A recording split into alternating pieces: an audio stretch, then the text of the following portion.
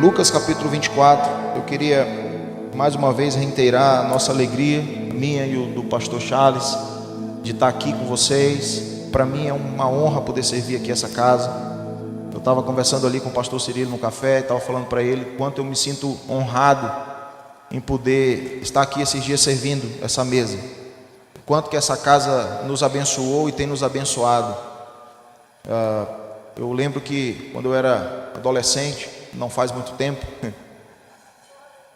eu morava no interior do Maranhão, irmãos, e vocês não têm noção do quanto que o que Deus fez aqui em 2000, 2001 marcou a nossa vida lá. E estar aqui hoje para mim é uma honra poder servir uma mesa que serve o Brasil há tantos anos, não é? Desse lugar fluiu uma fonte para o Brasil e para as nações, e poder estar aqui hoje para mim é um privilégio. Eu trago um abraço da minha casa, da minha família na fé, da Missão Cristã Casa do Pai ali em São Luís do Maranhão. Nós somos profundamente impactados por aquilo que Deus faz com vocês aqui, não só nessa igreja, mas nessa cidade, não é?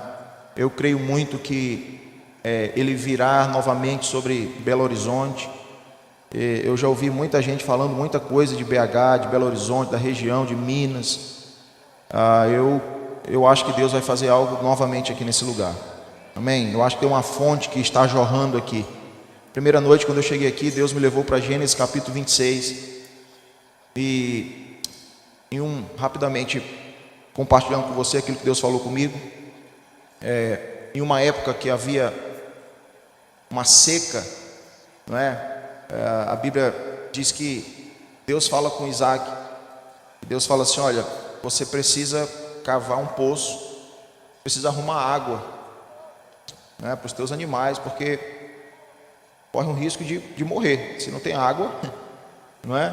E Isaac, a palavra diz que ele vai até um lugar onde o seu pai Abraão havia cavado poço.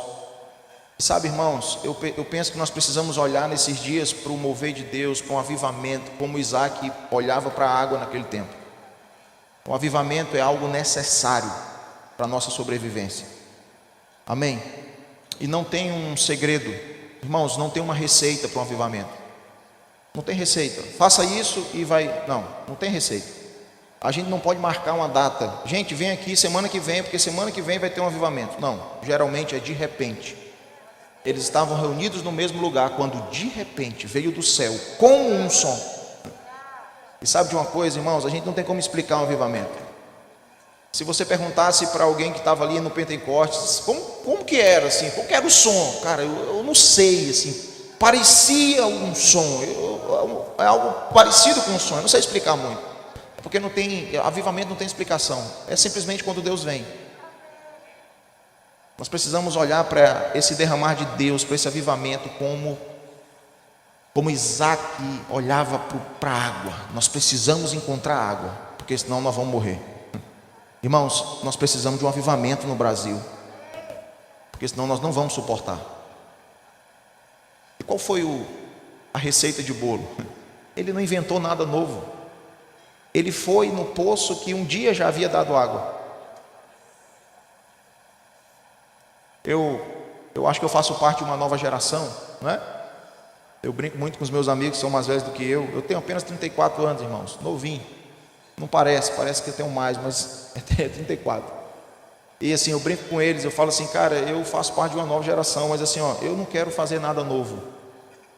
Eu quero apenas dar continuidade àquilo que já começou. Então, a gente vai nos poços que já foram cavados e que deu água. Queridos, nós não temos mais tempo de inventar nada novo. É só ir no poço que já deu água, vai dar água de novo. Amém? Não tem segredo, é viver como eles viveram no passado, e eles encontraram água, é fazer o que eles fizeram, e vai dar a fonte a jorrar novamente. Espere. De repente, quanto a gente menos esperar, ele virá. Amém, irmãos? Agora, eu sempre comparo o avivamento como uma chuva, e eu penso que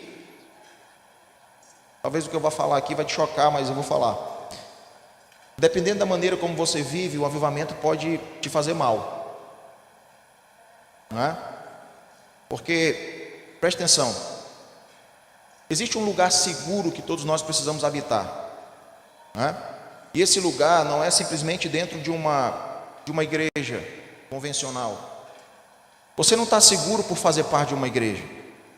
Você não está seguro quando você está dentro da igreja. Você está seguro quando a igreja está dentro da palavra. A palavra é esse lugar de segurança. A palavra é esse lugar de proteção.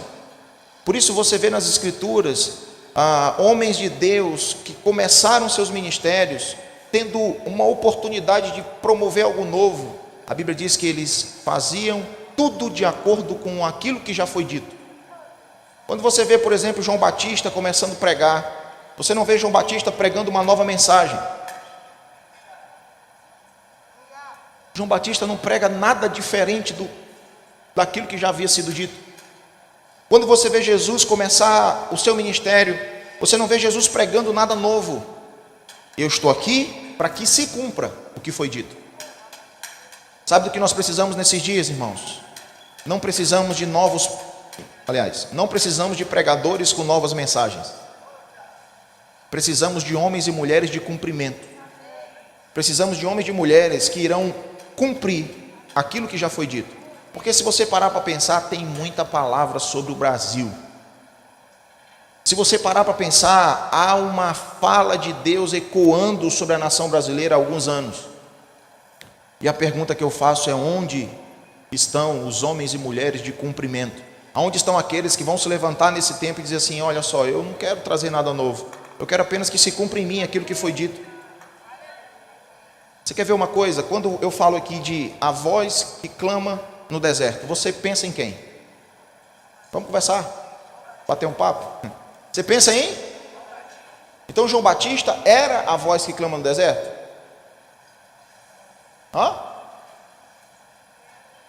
Ele se tornou a voz que clama no deserto. Porque quando essa palavra foi liberada, ela foi liberada pelo profeta Isaías. E ela foi liberada sobre um tempo e não direcionada a uma pessoa. Essa palavra foi profetizada por Isaías sobre um tempo que antecedia a vinda de Yeshua. Você está aí? Só que preste atenção, nos dias de João Batista, ele tinha duas opções. João Batista era filho de um sacerdote. A mãe de João Batista era da linhagem de Arão. O pai de João Batista era um sacerdote. E pela lei, João Batista poderia dar continuidade ao sacerdócio do seu pai, sim ou não? Amém, gente? Então João Batista tinha a opção de ir para o templo e se tornar um sacerdote. Mas, num tempo em que ele vivia, havia uma profecia que pairava sobre aquele tempo. Havia uma palavra que havia sido liberada pelo profeta Isaías sobre o tempo em que ele vivia. Que palavra era essa? E do deserto sairia uma voz e prepararia o caminho. Sim ou não? Então ele estava entre dar continuidade ao sacerdócio do pai e se tornar um sacerdote, ou ir para o templo e se tornar um sacerdote, ou ir para o deserto e se tornar uma voz. O que ele decidiu, irmão? Preste atenção. João Batista se encaixa na palavra que estava sobre o seu tempo. E esse é o nosso desafio. Nós precisamos entender qual é a voz de Deus, qual é a palavra de Deus que está ecoando nos nossos dias. E nós precisamos mudar de vida para se encaixar nela. Irmãos, preste atenção. Pare de querer encaixar a palavra de Deus na sua vida e comece a encaixar a sua vida na palavra de Deus. O salmista, no Salmo 25, ele fala assim, mostra-me, Senhor, os teus caminhos, e eu trilharei as tuas veredas. Irmão, quem muda de caminho sou eu. Quem tem que mudar de vida sou eu. Não é Deus que tem que mudar de fala. Não é Deus que tem que mudar a palavra. Sou eu que tenho que mudar a vida. Preste atenção, irmãos. Deus fala com Noé. Eu falei sobre isso aqui ontem. Deus nunca precisou de ninguém para fazer nada. Deus é completamente independente do homem. Deus é totalmente autossuficiente. Ele não depende de mim, de você, para nada. O Evangelho, o Evangelho são boas novas, mas o Evangelho para nós também é uma má notícia de que nós não temos nada e podemos oferecer para Deus. E mesmo assim, Ele entregou o seu Filho para nos resgatar. Amém? Então preste atenção. Mesmo não precisando do homem, você vê Deus propondo para o homem a participação naquilo que ele iria fazer. Então Ele fala assim: Noé, eu vou mandar um dilúvio. Eu quero deixar você participar do que eu vou fazer. Diga comigo, mandar um dilúvio. Eu falei para você que eu comparo sempre avivamento com uma chuva. É algo que vem do céu. Amém? É algo que vem do céu, mas é gerado na terra. Não é? Para mim isso é avivamento. Traduzindo, trocando por miúdo. Avivamento é uma resposta que o céu dá a uma resposta da terra. No livro de Oséias ele fala sobre isso. Eu responderei aos céus e os céus responderá à terra. Isso é avivamento, irmãos. Amém? Agora ele fala assim: olha só, eu vou mandar um dilúvio, eu quero que você construa uma arca. Ele está propondo uma parceria. Vamos trabalhar junto, Noé? Agora eu te pergunto, irmãos, qual era a profissão de Noé? Ou o que Noé fazia? Você veio para o culto hoje? Noé era um agricultor. Sim ou não? O que Deus queria que Noé fizesse? Por que Deus não chama um carpinteiro? Parou para pensar nisso? Deus chama um agricultor para construir uma arca. Algumas explicações para isso. Primeiro, Deus não chamou Noé por causa do talento. Deus chamou Noé por causa do caráter. Segundo, Deus falou assim: Noé, o propósito está aqui. Eu vou mandar um dilúvio. Eu quero que você construa uma arca. Mas deixa eu te falar, é você que tem que mudar de vida para se encaixar no que eu quero fazer. É você que tem que adaptar a sua vida para poder participar do que eu vou fazer. Você está disposto a isso, irmão? Você está disposto a mudar de vida para ser um cooperador? O apóstolo Paulo vai dizer que nós somos cooperadores com Deus. Primeiro, a ação principal não é nossa. Vamos sair do palco, irmão. A ação principal é dele, e eu estou apenas cooperando com o que ele está fazendo. Querido, deixa eu te falar uma coisa. Deus está levantando mensageiros no Brasil. Só que deixa eu te falar, a mensagem precisa ecoar muito mais do que o nome do mensageiro. Quando Absalão morreu, começou a ter uma disputa para ver quem ia dar a notícia para Davi. Um jovem chamado Aimás começou a aperrear Abner cara, deixa eu dar essa mensagem, deixa eu levar essa notícia. O comandante do exército de Davi falou assim: por que você quer levar essa mensagem, cara? Não é uma mensagem muito boa de se levar. Não é uma mensagem muito agradável de se levar. Mas eu quero. Ele faz uma segunda observação, ele fala assim: deixa eu te falar uma coisa. Você não vai ganhar nada com isso. Qual era a mensagem? A mensagem era que o filho do rei, Absalão, havia morrido. O que é o evangelho, irmãos? O evangelho é uma mensagem a respeito da morte e ressurreição do filho do rei. Não é uma mensagem muito agradável de se pregar, porque vai confrontar o estilo de vida daqueles que estão recebendo ela. E deixa eu fazer uma observação aqui, irmãos. Nós precisamos resgatar o verdadeiro e genuíno evangelho. O evangelho não pode ser diluído.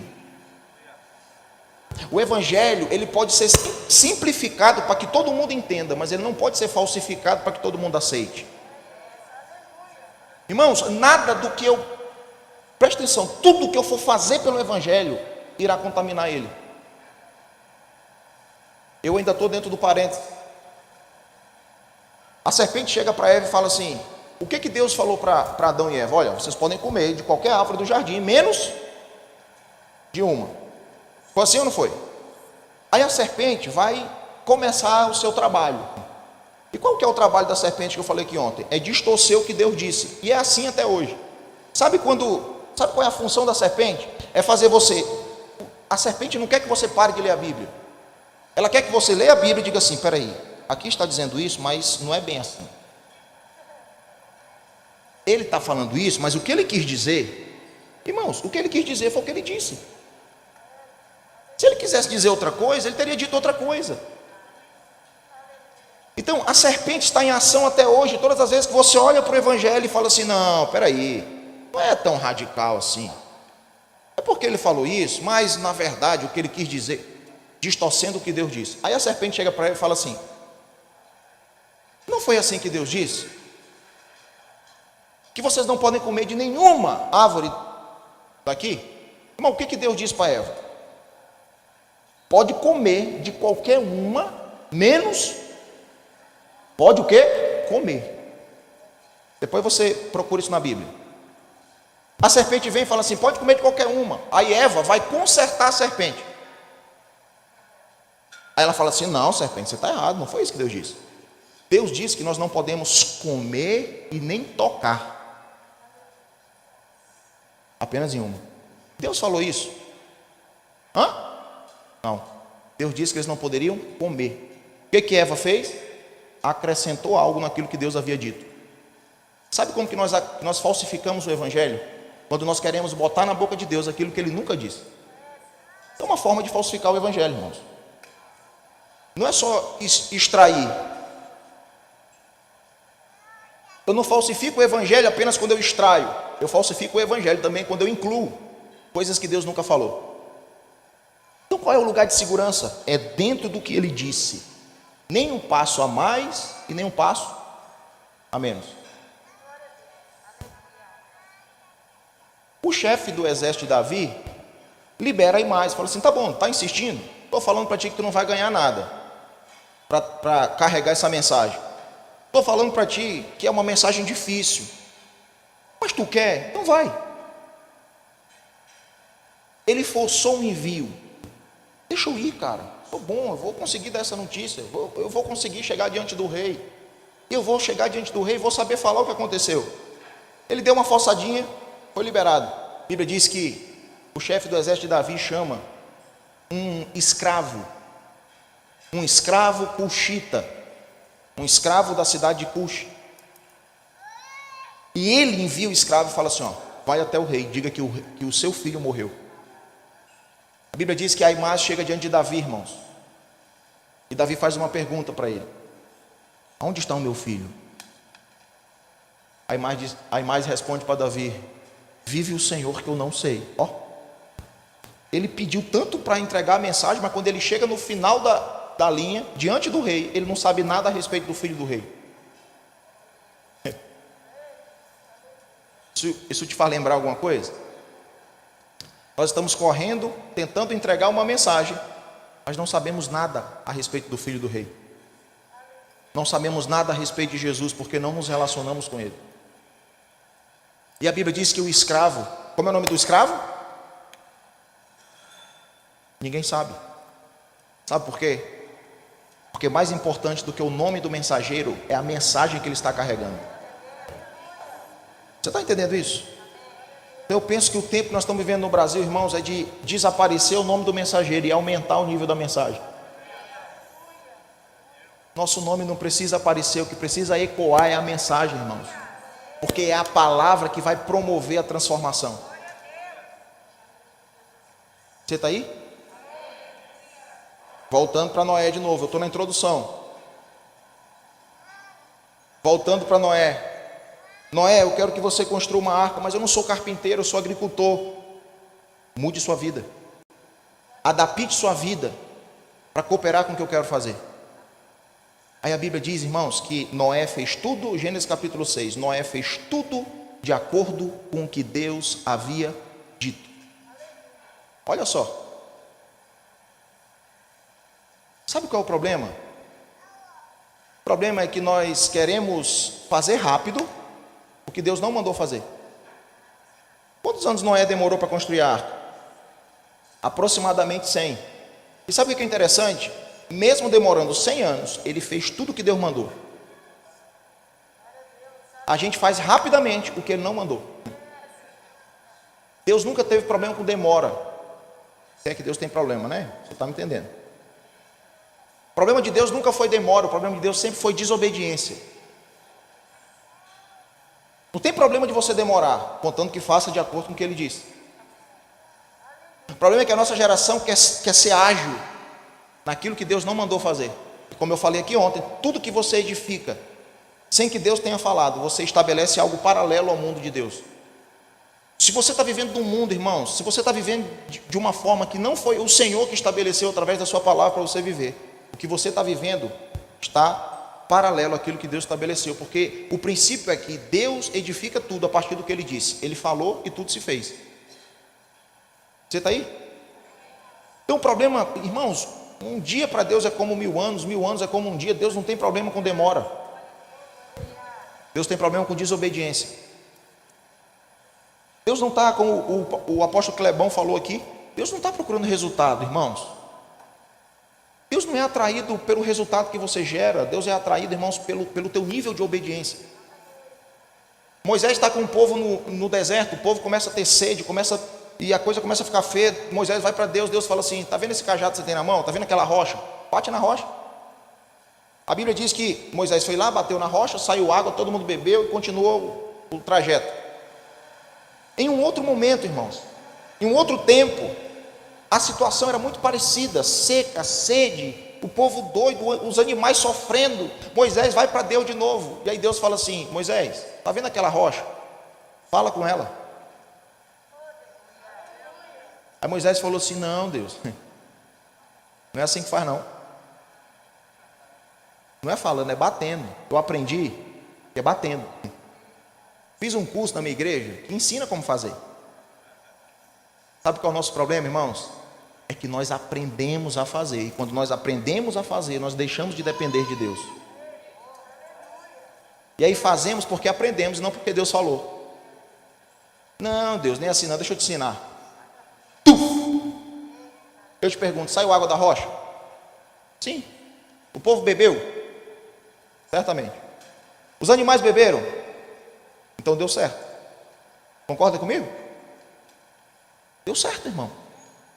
Deu resultado. Sabe qual foi o grande problema? Não foi do jeito que Deus disse. Mesmo dando resultado, Moisés desobedeceu. Você está aí, irmão? Então, eu não preciso fazer para dar resultado, eu só preciso fazer porque Deus disse. Então a Bíblia diz que Noé faz tudo de acordo com o que Deus disse. Demorou, mas ele obedeceu. Fechou. Quando a Bíblia diz que imediatamente após Noé terminar a arca, o dilúvio, eu te pergunto, irmãos, quem sofreu? Era Noé e sua família que estava dentro da arca, ou o restante do povo que estava fora?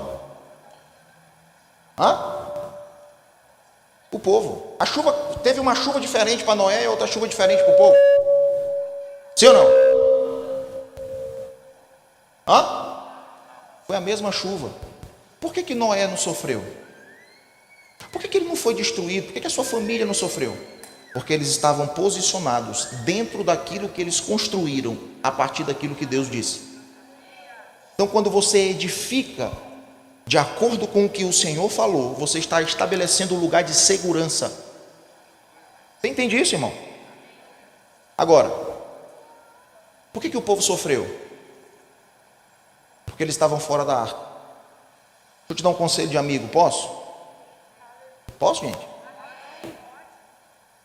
Não peça para Deus liberar nada do céu. Não ore por um avivamento se você não estiver posicionado dentro do que Deus disse. Porque a mesma chuva que foi bênção para Noé foi juízo para o povo. Você está entendendo isso, irmão?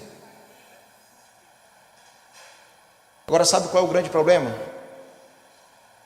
O grande problema, irmãos, é que nós não queremos deixar o velho homem para trás. Deixa eu te falar uma coisa, irmãos. Sabe qual tem sido o motivo do cansaço de muitos líderes e pastores no Brasil?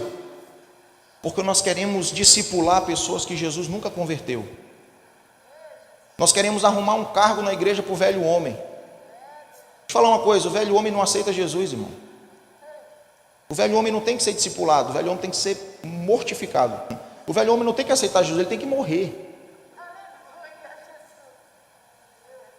Vamos lá. Passa o dilúvio, né? Como é que Moisés, já botei Moisés dentro da arca. Como é que, Vocês vão dar um crédito, né, gente? Nós estamos falando aqui desde... Como foi que Noé descobriu que já havia um lugarzinho para estacionar a arca?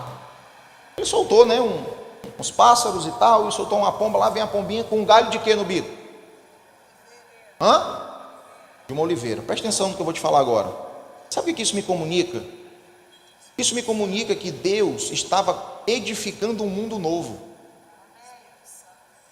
Irmãos, a Bíblia diz que o dilúvio acabou com tudo. Como que esse pássaro traz um galho de uma oliveira no bico? Deus estava transportando Noé para dentro do seu mundo novo. Lembra quando ele foi falar com Noé? Ele falou assim: Noé, é o seguinte, eu me arrependi de ter feito tudo que eu fiz. Eu vou acabar com tudo. Vou começar de novo. A palavra arrependimento aí é techuvá. Techuvá é voltar à origem. Deus está dizendo assim: eu vou começar de novo. Não vou desmanchar e acabar não. Eu vou começar de novo, porque o homem errou. Então Deus está mostrando que Ele estava reconstruindo um mundo novo. Ele está dizendo assim: Noé, deixa eu te falar uma coisa, você não precisa fazer muita força não. Eu estou fazendo um mundo novo. Entendeu? Noé encontra um estacionamento, estaciona a arca, traduzindo para a linguagem de hoje. A Bíblia diz que ele desce da arca, ele estabelece um altar, e logo depois ele faz o quê? Ele planta uma vinha. O galho de quê que a pomba trouxe no bico? Oliveira. Onde que Noé achou muda de vinha para plantar? O que ele era antes? Sabe o que eu entendo? E agora é uma heresia particular. Eu penso que Noé trouxe essa muda na arca com ele.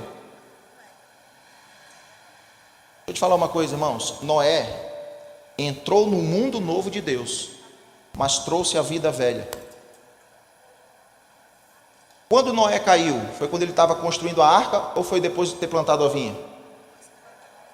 Noé caiu depois que ele voltou a fazer aquilo que ele achava que tinha segurança para fazer. Enquanto ele trabalhou na arca, irmãos, fazendo o que Deus mandou ele fazer, ele estava protegido. O problema é que nós queremos entrar no novo de Deus, transportando para dentro dele a vida velha. Você está aí, irmão? Nós queremos entrar no novo de Deus, trazendo a vida velha de sempre. Eu falei aqui ontem, o velho homem não tem condição de viver dentro de um mundo onde Deus fala e as coisas acontecem. Por isso, quando o homem é afetado pelo pecado, a primeira coisa que Deus fala é: você vai ter que sair daqui, porque o pecado te deformou. E o homem deformado pelo pecado não vive dentro do mundo onde Deus fala e tudo acontece. Ele não tem condição. Você entende isso, irmão? Por isso, irmãos, presta atenção, não foi só o homem que saiu do jardim, foi o jardim que saiu da terra. Por quê? Porque se o homem afetado pelo pecado volta para esse ambiente,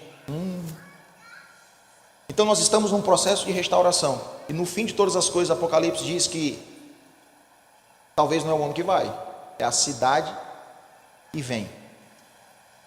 E esse homem restaurado, esse homem que vai voltar a ser como Adão era antes da queda, voltará a viver dentro desse mundo, onde Deus diz como que tudo funciona. Esse é o nosso destino, meus amados irmãos.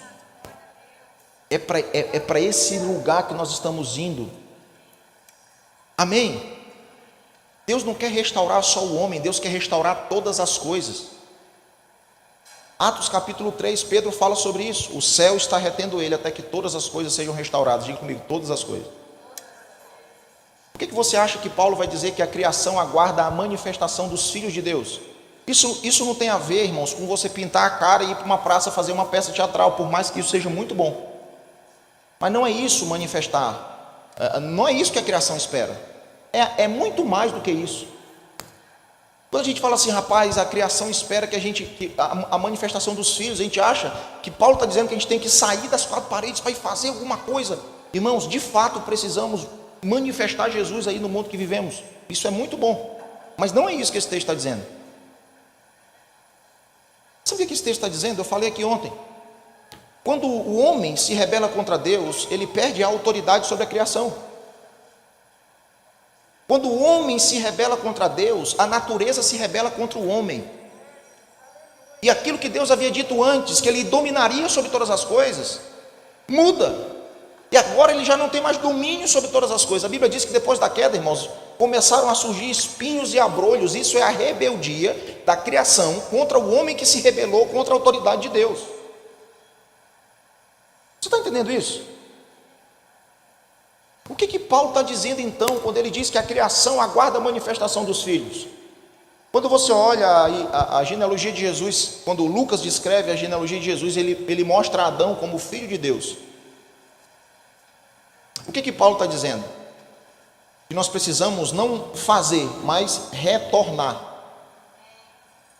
É um retorno. Nós precisamos voltar à posição e à condição de filho, como Adão era no Éden. Ou seja, nós precisamos voltar ao padrão original do homem, o homem que não foi ainda afetado pelo pecado. Você está entendendo isso? E por que a criação aguarda com tanta expectativa que isso aconteça? Porque era o homem antes da queda, que exercia domínio sobre toda a criação. Por isso a criação sabe disso. Por isso eu falei aqui ontem, irmãos, todas as vezes que você olha na Bíblia, homens posicionados dentro desse lugar, você vê manifestações desses homens dominando sobre a criação. Calma, tempestade. Não é? Você vê a criação cooperando com o plano eterno de Deus. Quem foi que colocou Jonas dentro do seu propósito? Um grande peixe. Quem sustentou Elias no ribeiro de Querite? Um pássaro. Você entende isso? Estamos fazendo entender, irmãos? Então nós precisamos entender que existe um lugar de segurança. E dentro desse lugar de segurança, nós precisamos aprender a esperar. Então, pastor, o que a gente faz depois de uma conferência como essa? Cara, Deus pegou você aqui, eu não tenho dúvida. Deus acabou com sua vida. Eu oro para que você não preste mais para nada, irmão. Mas e aí, como é que você volta para casa? Como é que vive? Vamos ler a Bíblia? Você achava que eu tinha esquecido, né? Lucas 24, 49. Jesus terminou Jesus ressuscitou, não é? Só falando do contexto aqui. Ele ressuscitou. E aí, meu amigo, os discípulos encontraram com ele. E aí, meu Deus, é ele mesmo. Rapaz, o cara ressuscitou. Gente do céu, é ele. Agora os caras ficaram empolgados. Imagina, depois da conferência dessa aqui, nós queremos impactar o mundo, irmão. Sim ou não? Não, nós vamos sair daqui agora, nós vamos acabar com tudo, nós vamos... Ixi, minha cidade que se prepare. Os discípulos acabaram de... Eles estão com Jesus. Jesus ressuscitou. Eles estão no gás.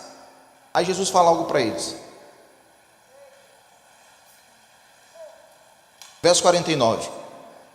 Envio sobre vós a promessa do meu Pai.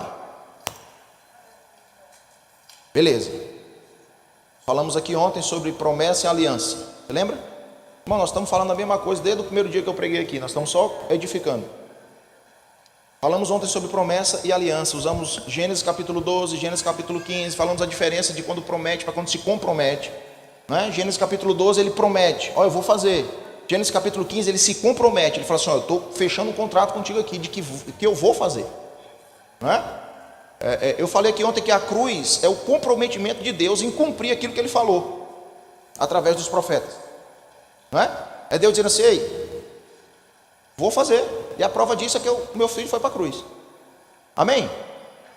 Então ele falou assim, ó, eu estou enviando vocês agora, ressuscitei, agora não é mais somente uma promessa, agora eu estou enviando para vocês essa promessa, vocês irão vivenciá-la. Se o versículo parasse aqui, ou se a fala de Jesus parasse aqui, os discípulos sairiam dali com todo o gás. Aí ele continua dizendo assim, ó, mas esperai na cidade, até que do alto sejais revestidos de poder. Como assim, Jesus? Me explica. Como é que nós passamos esse tempo todo aqui, acompanhando você fazer milagre? Nós passamos esse tempo todo aqui sendo cheios, sendo instruídos, sendo motivados, e agora que a gente acha que vai decolar, você fala assim, agora espera.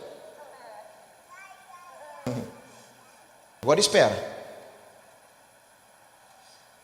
Eu não sei você, mas na maioria das vezes que eu li esse versículo, me chamou a atenção a necessidade de um revestimento de poder. Não é? Eu não sei você, mas a maioria das vezes que eu li esse versículo, me chamou a atenção, irmãos, o fato de nós dependermos totalmente do poder de Deus e o poder que Ele irá liberar sobre nós. Mas esses anos, ou esse último ano, todos nós tivemos que parar mesmo, Deus me chamou a atenção não só para a necessidade do poder. De fato, irmãos, toda ação exige uma unção. Amém? Por isso ele fala assim, espera para receber o poder. Não vão sem poder. Não é? Fiquem parados, não façam nada antes do poder vir sobre vocês. Só que presta atenção, toda ação requer uma unção, mas toda unção nos leva para uma ação. Deixa eu te explicar melhor isso. Você não precisa, você não pode fazer nada sem o poder de Deus, sem a unção de Deus. A unção de Deus, irmãos, não é... A unção de Deus é uma autorização para fazer. Quantos aqui dirigem? Quantos sabem dirigir? Se você parar numa blitz ali, o guarda vai perguntar assim, deixa eu te perguntar, você sabe dirigir, filho? É isso que ele vai perguntar? Ele vai pedir o quê? Porque nem todo mundo que sabe fazer está habilitado para fazer. Então a questão não é saber fazer, é se está habilitado, é se tem autorização para fazer. Porque, irmão, eu aprendi a dirigir com 10 anos de idade. Mas mesmo sabendo dirigir, eu não tinha maturidade para receber a autorização. Talvez você está doido, dizendo, Deus, mas por que você não... Rapaz, por que eu não me autorizo? Por que você não me libera para fazer? Deus fala assim, calma, você ainda não completou 18 anos. Você ainda não está maduro. Eu não quero que você faça. Amém? Porque não é fazer, irmãos, é fazer o que Ele mandou. É totalmente diferente. Nem tudo que você faz foi Deus que mandou. Você entende isso? E somente fazendo o que Deus mandou, eu vou cooperar com aquilo que Ele quer fazer. Então, eu não posso dar um passo sem uma autorização. A unção, o poder me libera para avançar. Mas quando o poder vem, aí eu não posso mais ficar parado. Porque a unção exige uma ação. Se você continuar lendo e entrar em Atos aqui, você vai ver que esse poder veio, sim ou não? Aí o poder veio. Aí todo mundo, meu Deus, que chapação, que doideira, nego caindo, chorando, sapateando e pai, não sei o quê. Irmão, quem quer sair de um ambiente como esse? Não está sendo jóia. Você levanta da cama, vem, passa o dia todo sendo ministrado, volta para casa, dorme. Imagina viver assim para sempre. Maravilha. Não é bom? Você chega aqui, irmão, já está o ministériozinho aqui preparado, o pastorzinho aqui para pregar, você recebe, cheio, carabaçu, anota e vai embora, acabou. Daqui a pouco você volta de novo. Deixa eu falar uma coisa, irmão, vá para casa. Sabe por quê? Deixa eu te falar. Eu não sou o dono da casa não, mas vai embora. Tá bom. Sabe por que eu estou te falando isso? Os discípulos também sentiram a mesma coisa. Rapaz, o Espírito veio, que mover, que poder. Vamos fazer o seguinte, vamos ficar junto aqui. Aí Deus falou assim, não. O poder, a unção, exige uma ação. O que Deus fez para espalhar todo mundo? Perseguição. Aí nego teve que ir, nem que eles não quisessem. Você entende isso? Agora preste atenção numa coisa, irmãos. Atos capítulo 4, você vê os discípulos orando em meio a uma perseguição. Queridos, nós estamos passando por um período muito difícil, não é? Pandemia, coronavírus, no meio da pandemia, decretos para fechar, para não sei o quê, e ele começou a dizer que a igreja está sendo perseguida. Querido, nós não sabemos, nós não temos noção do que é a perseguição. Coronavírus é fichinha, irmão. Decreto do governo é fichinha, cara. Eu falei aqui no primeiro dia sobre Daniel, sobre um período de perseguição. Nós não temos ideia, a igreja brasileira não tem ideia do que é uma perseguição. Eu não estou falando de nego vir na porta aqui e fechar a igreja, não. Eu falei aqui no primeiro dia sobre um tempo de escolha. Ou você vai ser biblicamente correto, ou você vai ser politicamente correto, porque as duas coisas não vai dar. Daniel recebeu um decreto. Qual era o decreto? Daniel, é o seguinte, cara, você não pode mais orar. Beleza, meu amigo, eu vou ali. Para onde você vai, Daniel?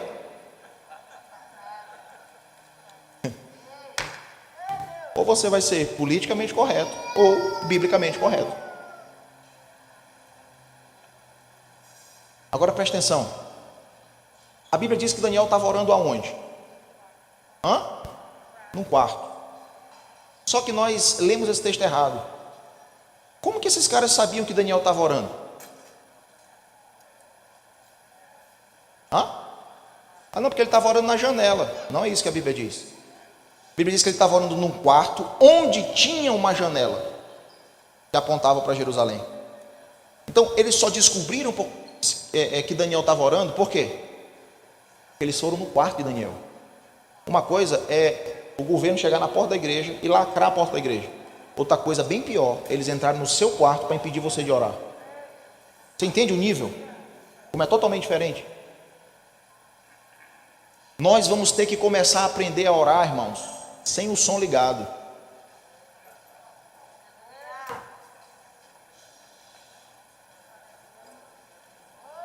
Vamos correr o risco, como Ana, de alguém dizer assim: vixe, essa hora já está bêbado. Nós vamos ter que aprender a orar sem as muletas, irmão. Sabe, botar um sonzinho para ver se o fogo pega? Não vai dar mais para fazer isso. Você vai ter que aprender a orar sem mexer a sua boca. Isso é perseguição. Você está dentro do seu quarto ajoelhado e alguém chegar e... Está fazendo o quê, bebê? Eu estou orando. Você está preso. Não, mas orar não é... A partir de agora é crime orar. Eu falei aqui que Deus escolheu Noé por causa do seu caráter. Irmãos, nós falamos no primeiro dia. Pesquisaram a vida de Daniel. Foram no trabalho de Daniel. E eles chegaram a uma conclusão. Não tem nada na vida desse cara que possa incriminá-lo, a não ser algo relacionado ao seu Deus. Meu amigo, deixa eu te falar uma coisa. Nós precisamos ter uma vida tão reta. Nosso caráter tem que ser tão consistente. No nosso trabalho, na nossa faculdade, onde nós estivermos, tão consistente, que se um dia quiserem nos prender, eles vão ter que criminalizar a oração. Nós vivemos uma vida tão fraca que hoje em dia nem precisa. Se for no nosso trabalho, vão pegar a falcatrua que a gente faz. Se for na nossa faculdade, vão pegar uma menininha que a gente canta. Se for no nosso celular, vão descobrir os nudes que a gente manda. Não precisa fazer muita coisa. Nós temos uma vida tão fraca, irmãos. Estamos dizendo que estamos prontos para a grande perseguição. Não estamos nada. Se bater o pé, todo mundo corre. Nós estamos chorando porque fecharam a igreja por causa do coronavírus. Nós não temos noção do que é isso. Nós estamos como Daniel capítulo 5. A Bíblia diz que estava tendo uma festinha na Babilônia. E aí, os amigos do rei, as concubinas do rei, todo mundo lá festejando, bacana. A Bíblia diz que eles estavam servindo. Olha só. Vamos ler, para ficar melhor. Enquanto Belsazar bebia e apreciava o vinho, mandou trazer os utensílios de ouro e de prata que Nabucodonosor, seu pai, tirara do templo, que estava em Jerusalém, para que neles bebessem o rei e os seus grandes e as suas mulheres e concubinas. Irmãos, preste atenção. Os utensílios da casa de Deus sendo usados para dar prazer para o homem. Isso te lembra alguma coisa? Parece muito com o padrão de igreja que a gente edificou nesses últimos anos. Nós começamos na igreja a usar os utensílios da casa de Deus para trazer prazer para nós mesmos, nas nossas festinhas particulares. Aí a Bíblia diz que Deus aparece lá na festa uma mão e escreve uma mensagem na parede. E aí a galera que estava na festa olhou para aquilo e falou assim: o que é aquilo ali? Muita festa, muita diversão, muito prazer, mas nenhum entendimento. Parece com os nossos eventos, né? Muito prazer, muita alegria, muita festa, mas Deus fala e ninguém entende nada. A gente sai dos cultos sentindo tudo, mas não entendendo nada. Aí a Bíblia diz que o rei manda chamar os sábios da Babilônia. Nenhum deles souberam decifrar a mensagem. Você já leu isso, né, gente? Eu creio que sim, por isso eu não estou lendo. Nenhum deles conseguiu decifrar a mensagem. Aí uma mulher chega para o rei e fala assim: meu rei, tem um homem no teu reino. Diga comigo: um homem no reino. Esse homem não está nessa festa. Esse homem, enquanto todos estavam festejando, ele estava preso. Esse homem foi usado um dia, no passado. Você está me acompanhando, irmão? Esse homem do reino foi usado no passado para trazer entendimento para Nabucodonosor, seu pai. E cara, provavelmente ele vai poder saber decifrar essa mensagem. Quem era esse homem, irmãos? Daniel. O homem de oração. O homem de devoção e de entendimento. Onde que esse cara estava? Preso. Porque é assim que a religiosidade faz, é assim que a Babilônia faz. Sabe por que Daniel estava preso? Daniel foi preso depois de ter sido usado para decifrar os sonhos de Nabucodonosor.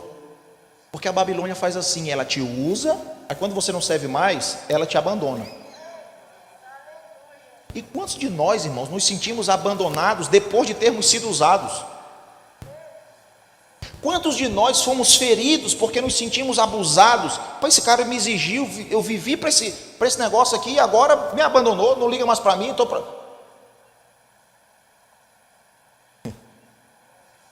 Esse tipo de gente, irmãos, é necessário para esse tempo de festa. Esse tipo de gente é necessário para um tempo onde tem muita festa e pouco entendimento. Mas esse tipo de gente não é necessário para esse tempo cheio de mágoa e de ferida, para chegar e dizer assim: tá vendo aí, ó? A época de Nabucodonosor eu era usado aqui. Quando o pastor aqui era o Nabucodonosor, ele me dava oportunidade. Agora que o pastor é Belsazar, eu nunca mais cantei no culto. Nunca mais preguei. Parece a minha história e a sua, né, irmão? Mas está na Bíblia, tá?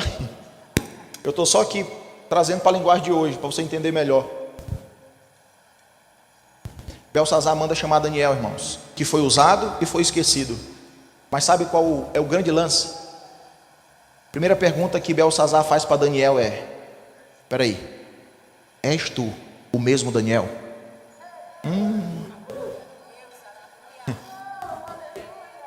Antes de você ser usado aqui, Daniel, deixa eu te perguntar. Esse tempo todo que você passou esperando, mudou alguma coisa dentro de você? Ou você é o mesmo? Esse tempo todo de espera, mudou seu coração? Feriu você? Ou você é a mesma pessoa do passado? Porque se você é o mesmo do passado, você é necessário para esse tempo. Mas se esse tempo todo esperando mudou alguma coisa em você, cara, sinto muito te dizer. A Bíblia diz que Daniel traz uma revelação a respeito daquela mensagem. Antes de trazer a revelação, Belsazar falou assim: se você trouxer a revelação, nós vamos te dar riqueza, nós vamos te dar ouro, nós vamos te dar posição. Daniel fala assim: não quero. Vou te dar a revelação, mas eu não preciso dos teus benefícios. Deixa eu te falar uma coisa, irmãos. Olha para mim aqui em nome de Jesus, e eu falo isso com muito temor. E assim, ó, eu não estou pregando essa mensagem específica. Cara, o Charles anda comigo desde o começo da igreja. Essa mensagem nós carregamos ela, irmãos.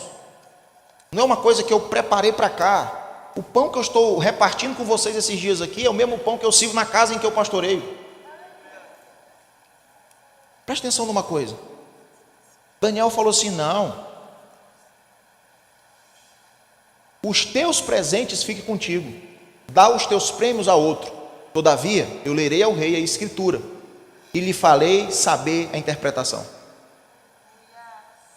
Daniel falou assim: ei, meu amigo, queira me comprar não. Você não precisa me dar nada.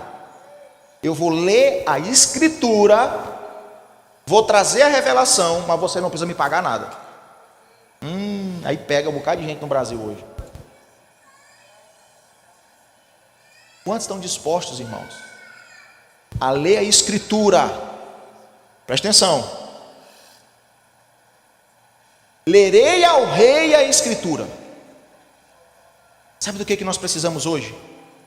Em meio a uma igreja que vive em festa, achando que está tudo bem. Nós precisamos das escrituras, cara. Nós precisamos da palavra. Precisamos do genuíno e verdadeiro evangelho de volta. E aonde estão os homens que farão isso, sem estarem visando o lucro que isso trará?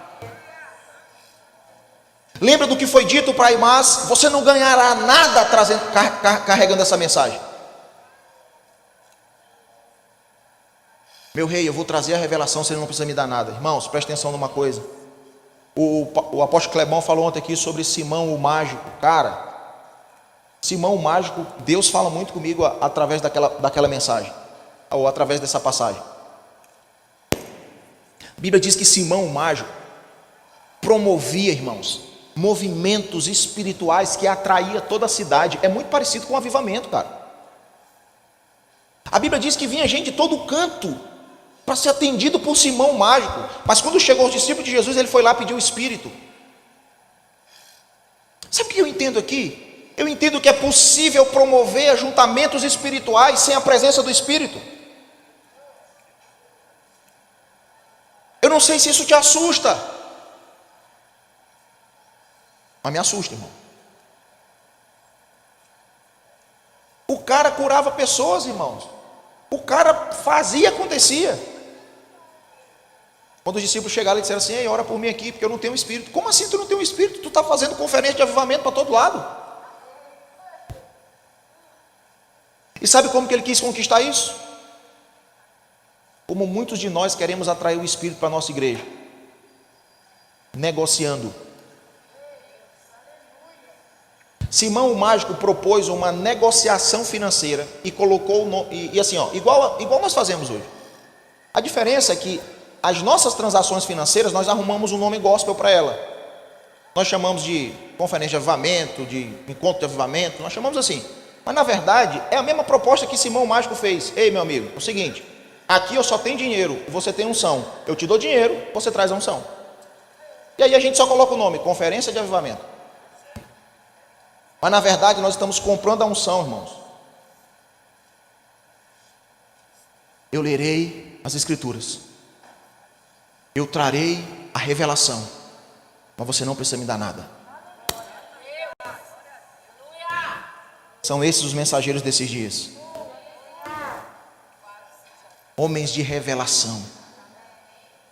Porque nós fazemos parte de uma igreja que temos muita facilidade de abrir mão daquilo que nós julgamos ser importante, irmão, para participar de festa. Êxodo capítulo 29 até o capítulo 33. Cara, Deus fala muito comigo. Aliás, Deus fala comigo na Bíblia toda, né? Mas esses capítulos são assim especiais. A Bíblia diz que Moisés estava no monte, Arão estava diante do povo. Um líder diante de Deus, ouvindo a mensagem de Deus. Um outro líder diante do povo, sofrendo a pressão do povo. Cadê, moço? Constrói alguma coisa. Vamos lá, nós precisamos ver. Nós queremos ver. Faz alguma coisa para a gente ver. Sim ou não? Arão pediu que eles trouxessem o quê? Fala o seguinte, vamos lá, vou resolver o problema de vocês. Tragam ouro para mim. A Bíblia diz que eles pegaram os colares, os adereços das suas esposas e filhas, trouxeram para Arão. Preste atenção numa coisa. Primeira pergunta que eu te faço: onde que eles acharam ouro?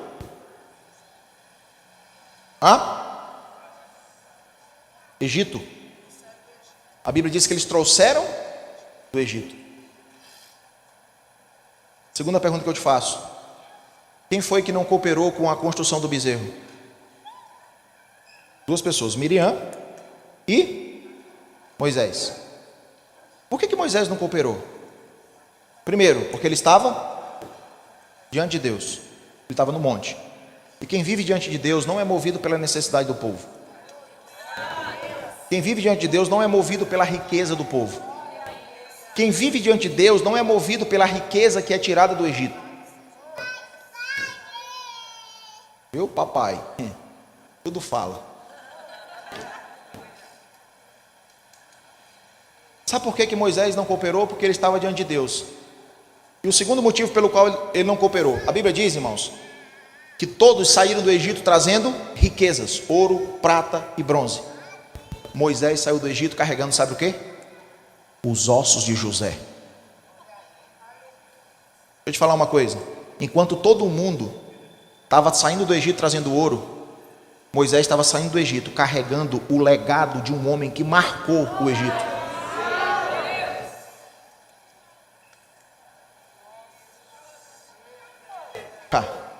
Cara, essa casa é uma casa de legado, meu amigo. Quem está carregando os ossos de José aqui na igreja? Quem está carregando os ossos de José aqui nessa cidade? Aonde estão os homens que estão carregando os ossos daqueles que marcaram essa terra, nesse estado?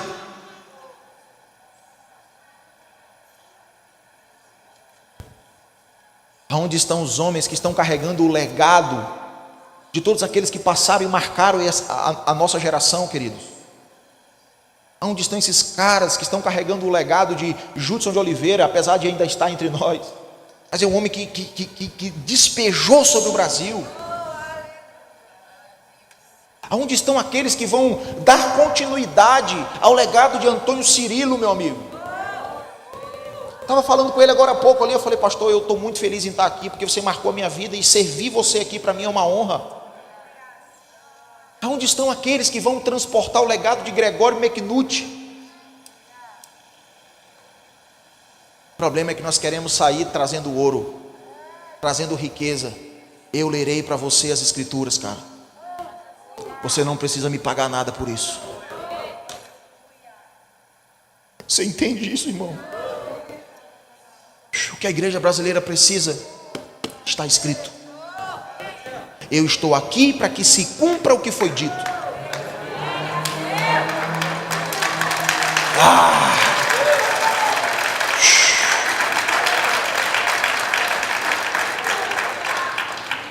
Eu não quero trazer nada, irmãos. Eu não quero ganhar nada aqui. Eu não quero ganhar seguidor na internet. Sabe o que a gente faz quando a gente volta para casa depois de uma viagem como essa? Sabe o que nós vamos estar fazendo terça-feira? Terça-feira lembra da gente e ora por nós. Amém? Você faz um compromisso comigo? Terça-feira nós vamos estar fazendo a manutenção da base que a gente mora, cortando capim. Eu faço questão de voltar e cortar capim, sabe para quê? Para dizer assim: meu amigo, você está achando que isso é alguma coisa? Porque você pregou no poderoso Deus?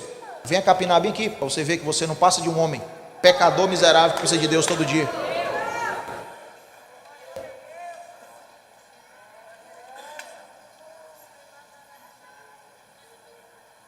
Eu não quero o ouro do Egito, cara. Eu quero apenas dar continuidade. Você entende isso, irmão? Beleza. O povo trouxe o ouro. E aí a Bíblia diz que eles acordaram bem cedo, sentaram para comer e beber, e só se levantaram para se divertir.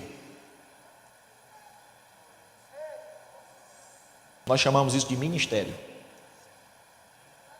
A gente só se levanta para se divertir, irmão. A gente só se levanta quando a gente tem uma perspectiva de diversão. Um dia um irmão chamou para ministrar em Belém do Pará. Da minha cidade para Belém dá uns 900 quilômetros de ônibus, né, por aí. Marcou tudinho direitinho, falou com minha esposa lá e tal, fechou. Uma semana antes do evento ele me ligou e falou assim: pastor, mandou uma mensagem, falou: pastorzão, vou ter que desmarcar. falei, mas por quê? O que foi, irmão? E assim, queridos, assim, ó, antes que você pense, eu não ando atrás de agenda. Não vivo por agenda. Se eu quiser pregar todo dia, eu sou pastor local, irmão. Se eu quiser pregar todo dia, eu prego. Todo dia, toda hora. Tem gente para me ouvir. Eu moro dentro de uma casa de oração. É só eu dizer assim, gente, senta aqui rapidinho. Todo mundo senta ao redor da mesa e a gente fala o dia todo. Ele falou assim, eu preciso desmarcar porque a passagem de avião está muito caro. Eu falei assim, ué, mas como assim, ué? Por que você não compra de ônibus? Ele falou, de ônibus? E você vem? Eu falei, querido, se eu não puder andar de ônibus, eu tenho 30 anos de idade, 34. Não, mas é 12 horas. Eu falei, podia ser 24, não tem problema. Nós vamos servir vocês aí, cara. Eu só não compro a passagem porque eu estou liso. Mas se eu tivesse, eu comprava. Mas fica tranquilo, compra aí a passagem R$100. Nós vamos. E serve vocês e vem para casa. E não se preocupa com a oferta não. Nós vamos servir vocês aí. Ô pastor, amém, em nome de Jesus, cara, eu vou comprar agora. Eu falei, compra, bebê. Nós achamos que o ministério é festa, é diversão. Irmão, o ministério não é um meio de você ganhar a vida. O ministério é um meio de você perder a vida, de você gastar a vida. Essa palavra tem queimado dentro de mim há alguns anos. Eu irei ler as escrituras para você. A sua riqueza fica para você, eu não preciso dela. Você está dizendo para mim que não precisa de dinheiro? Não é isso que eu estou dizendo, preciso, irmão. Vou te contar aqui a história. Você está dizendo para mim que não precisa de recurso? Não é isso que eu estou dizendo, preciso de mais. Mas tudo, diga comigo, tudo que precisamos, recebemos do Pai das luzes.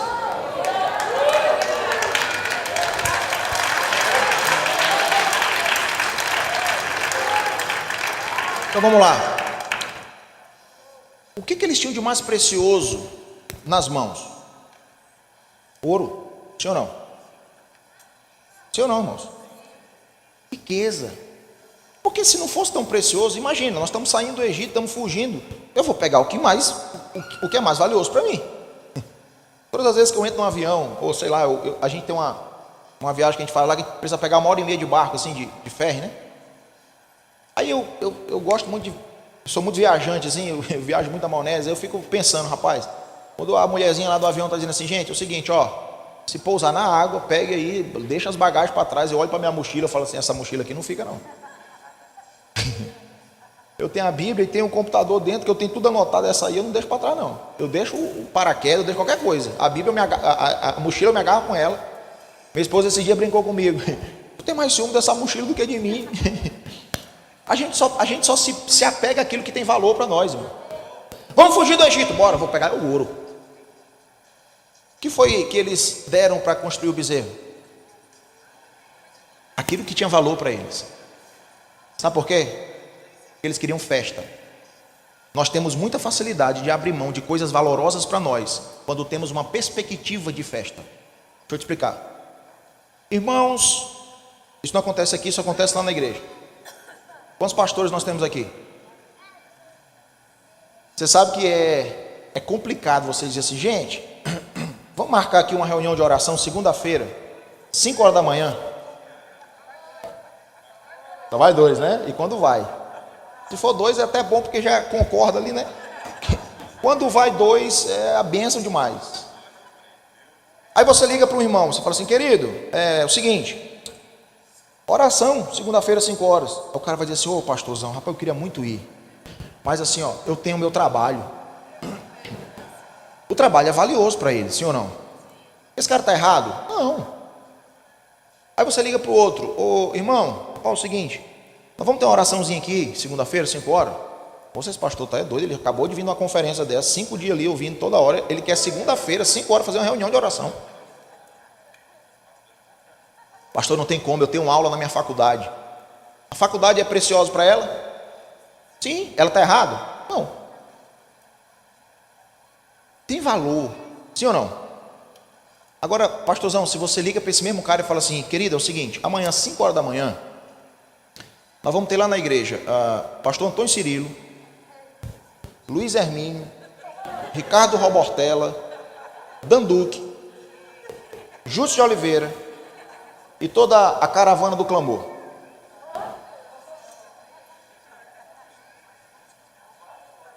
Assim, ó, eu presumo que esse cara vai ligar para o chefe dele, vai dizer assim: querido, aconteceu um imprevisto.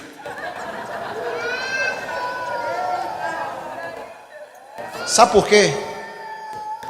Porque nós temos facilidade de abrir mão de coisas preciosas quando nós temos uma possibilidade de uma festa, de algo diferente. Quando é rotineiro, é chato. É só mais uma oração. Não, mas agora vai estar uma galera aí, então, professor, a gente pode fazer aquela prova na semana que vem?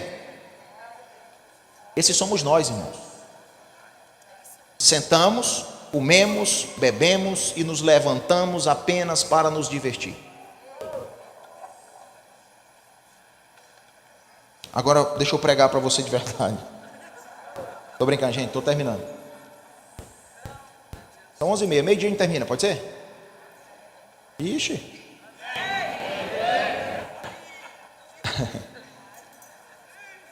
Então Jesus reúne os discípulos no final da conferência e fala assim: deixa eu falar para vocês. Aí deve um ter tocado no outro e ter dito assim: agora ele vai liberar a gente, vamos quebrar tudo. Ele fala assim: esperem, fiquem parados, não façam nada, até que dos céus vocês sejam revestidos de poder. Irmãos, preste atenção. Nós estamos vivendo num mundo frenético. Rapaz, a gente acorda segunda-feira já pensando no domingo que vem. Principalmente pastor, não é assim? Esses dias eu estava, ontem acho, vendo um videozinho de uma brincadeira que fizeram do pastor tomando um cafezinho. Aí está tomando um cafezinho assim: rapaz, eu estou pensando na vida do irmão fulano de tal, que precisa fazer não sei o quê. Eu estou pensando no irmão fulano, rapaz, a conta da igreja. Cara, a gente deita e a cabeça fica funcionando. Vai 2 horas ela para e a gente consegue dormir. Nós estamos vivendo num mundo frenético, irmão. Só que eu penso que nesse tempo ecoa a mensagem que ecoa nesse tempo, como o pastor Zé falou aqui ontem. Nós tivemos esse ano, irmãos, o ano passado, uma grande oportunidade de orar dia e noite. Porque quando saímos do estádio de um evento, achando que ia tocar as nações, Deus falou assim: tá, vão todo mundo para dentro de casa.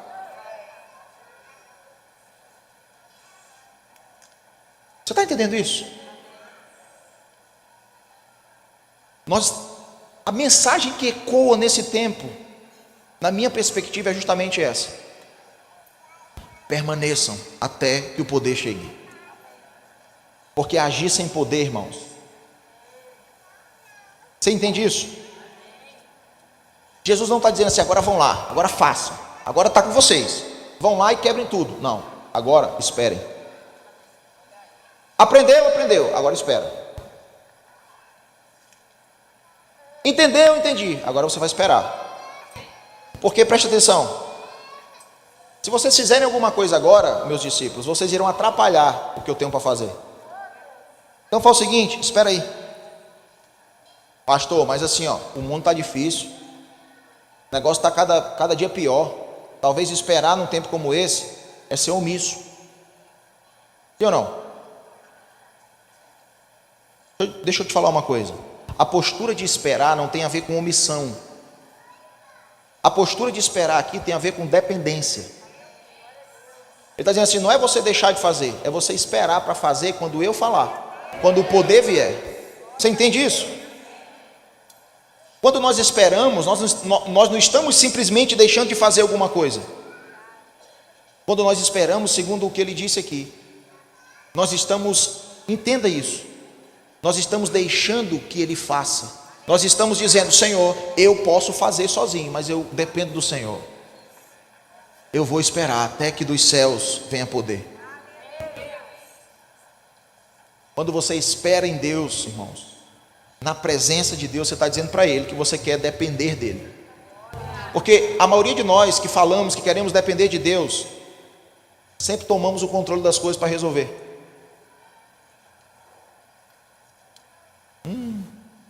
Ninguém diz nem um amenzinho.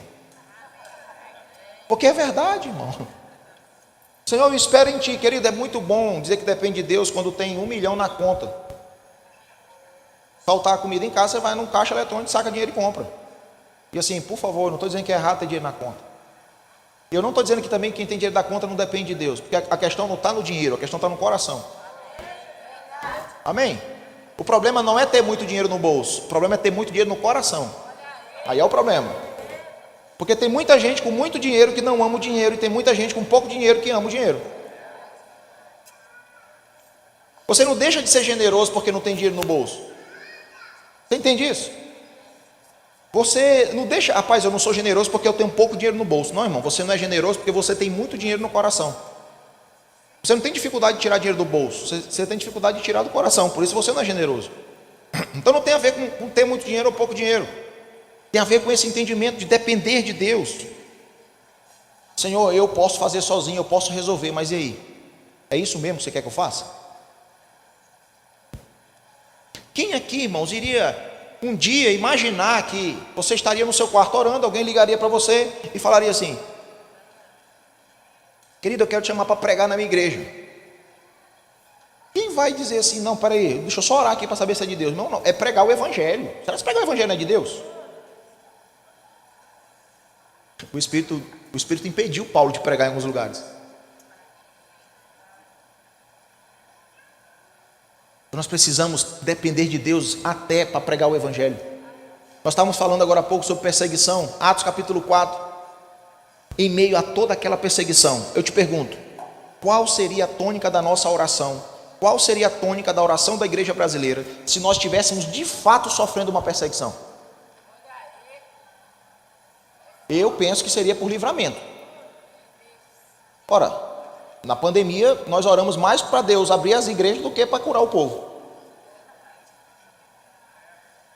Então assim, no meio de uma perseguição, provavelmente a nossa oração seria: Deus nos guarda dessa perseguição, não deixa eu morrer, pô Jesus, me protege, sim ou não? Os discípulos em Atos capítulo 4 estavam em plena perseguição, eles foram orar. Sabe qual foi a tônica da oração? Nos dê poder e força para pregar o teu evangelho. Ah, mas vão me matar, não interessa. Que loucura, gente. Que loucura, cara. No meio de uma perseguição, correndo o risco de morrer. Os caras estão preocupados com pregar o evangelho, irmão. A gente estaria preocupado em procurar um lugar para se esconder. Felizmente essa é a realidade de parte da igreja. Então essa postura de esperar tem a ver com dependência.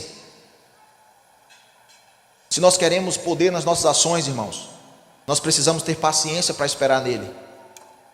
Porque, preste atenção nisso, o poder depende da ação de Deus, mas o esperar depende da paciência do homem. Sabe por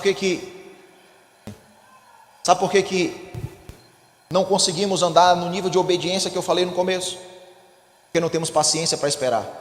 Deus fala com Samuel, Deus fala através de Samuel com Saul.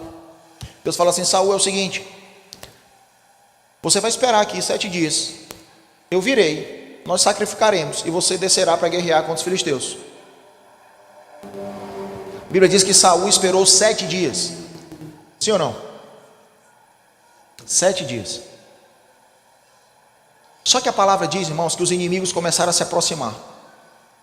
Parte do exército começou a fugir. Aí a Bíblia diz que Saul olhou para um lado, olhou para o outro e falou assim: rapaz, Samuel não chega. Ele vai lá e pede para trazer o sacrifício, e ele mesmo vai e oferece o sacrifício. Ele toma a responsabilidade para si. Olha, ó. Passa aí só mais um versículo. Mal acabara, a minha versão fala, imediatamente depois de oferecer o holocausto, eis que chega Samuel. Saul sai ao seu encontro para saudá-lo. Passa mais um pouquinho. Samuel perguntou: o que você fez? Respondeu Saul: vendo que o povo ia se espalhando daqui, e que tu não vinhas nos dias aprazados, que os filisteus já se tinham ajuntado em Miquimás. Passa. Eu disse comigo. Foi o Espírito que falou com ele? Quem deu a direção para ele? Ele mesmo. Agora descerão os filisteus contra mim em Gilgal, e ainda não obtive a benevolência do Senhor. Sabe por quê? Porque nós achamos que o favor de Deus é alcançado pelo que eu faço e não pelo que Ele disse. Por isso eu acho que eu tenho que fazer alguma coisa. Irmão, nada do que você faz te torna mais amável para Deus. Não, rapaz, eu tenho que fazer alguma coisa, senão como é que o inimigo chega e eu estou ferrado? Como é que faz? Eu tenho que fazer alguma coisa. Passa. Aliás, volta. Aí. Não obtive a benevolência do Senhor, e forçado pelas circunstâncias, ofereci sacrifício. Você lembra que eu falei ontem aqui de a diferença de convicção para conveniência? O que é convicção? É ser movido pelo propósito. Conveniência é ser movido pelas circunstâncias. O que nos move, irmãos? Muitos de nós somos movidos por aquilo que está à nossa volta. Não, eu vou fazer porque eu olho para a minha volta, o negócio está difícil. Rapaz, o tempo agora é complicado, pandemia, coronavírus, então eu tenho que fazer alguma coisa. Não, irmãos, espere até que se cumpra o que ele disse. Passa. Então disse Samuel a Saul: procedeste neciamente em não guardar o mandamento que o Senhor teu Deus te ordenou. Saul, que loucura que você fez, cara. Você não tinha que fazer nada, você só tinha que esperar para que se cumprisse o que ele falou. Irmãos, o princípio ainda é o mesmo. O que você fez, Saul? Mano, era só para esperar, cara. Você assumiu o controle da situação. Agora o Senhor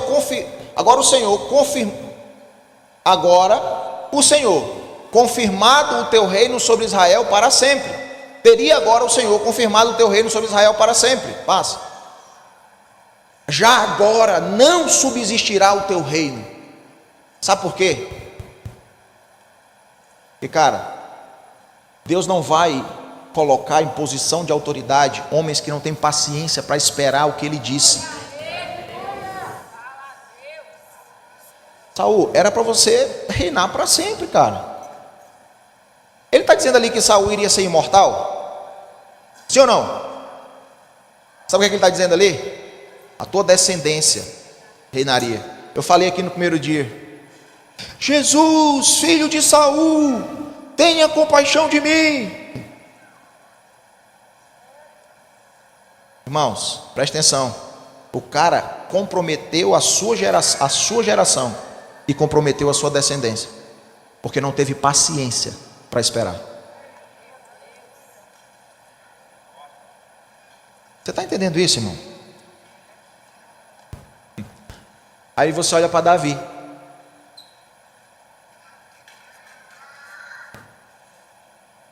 Qual era o coração de Davi, irmãos? Uma coisa eu peço ao Senhor, e eu a buscarei, eu posso habitar na tua casa todos os dias da minha vida e contemplar a tua beleza no seu santuário. Ei!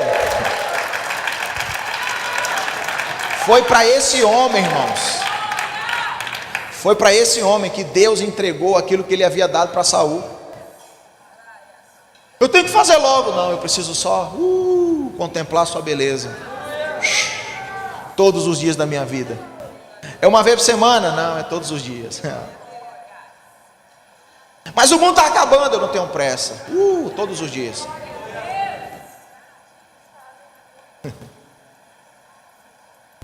Nós precisamos entender isso como igreja, irmãos. Precisamos entender isso. Então muitos de nós, por medo de sermos omissos, nós estamos agindo na independência. Deixa eu te dar um conselho, posso?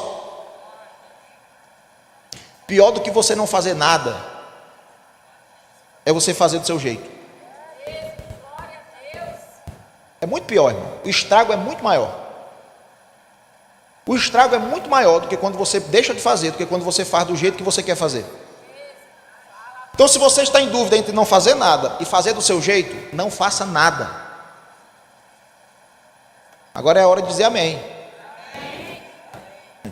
É bem menos danoso, irmãos, quando você deixa de agir, do que quando você passa a agir do seu próprio jeito. O estrago é menor, queridos. O apóstolo Paulo, na primeira viagem missionária dele, ele não sai estabelecendo pastor, presbítero em tudo quanto é lugar, não. Ele vai, toca algumas cidades, deixa lá. Somente depois que ele estabelece presbíteros para liderar as igrejas nas cidades que ele plantou. Sabe por quê? Porque é muito menos danoso não ter ninguém liderando do que ter a pessoa errada. É muito pior colocar a pessoa errada para liderar do que não colocar ninguém. Sabe esse anseio que o pastor tem de botar alguém para liderar? Não, nós temos que ter um líder aqui. Não, meu amigo, é melhor deixar sem líder e esperar Deus falar.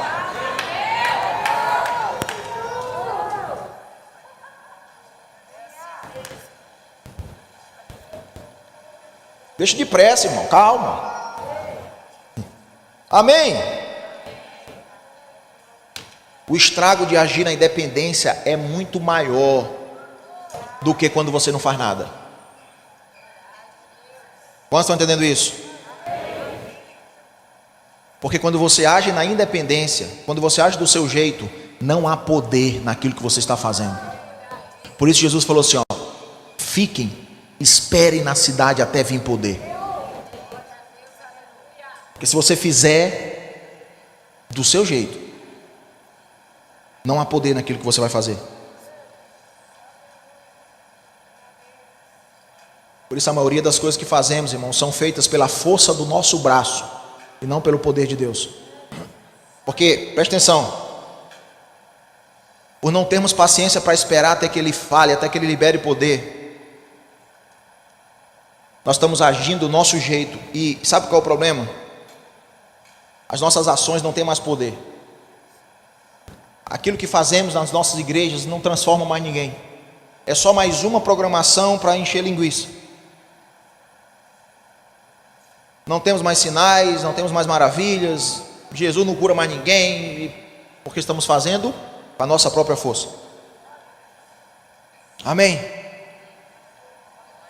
Todas as vezes que você age na independência, você está abrindo mão do poder de Deus.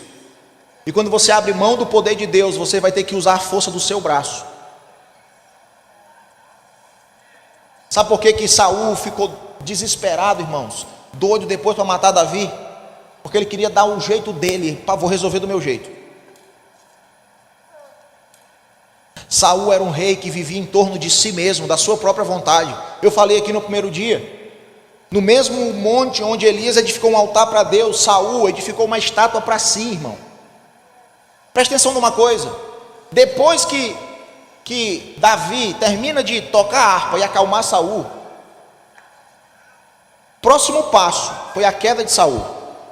Saul disse assim, mande dizer para Jessé que esse rapaz ficará trabalhando para mim.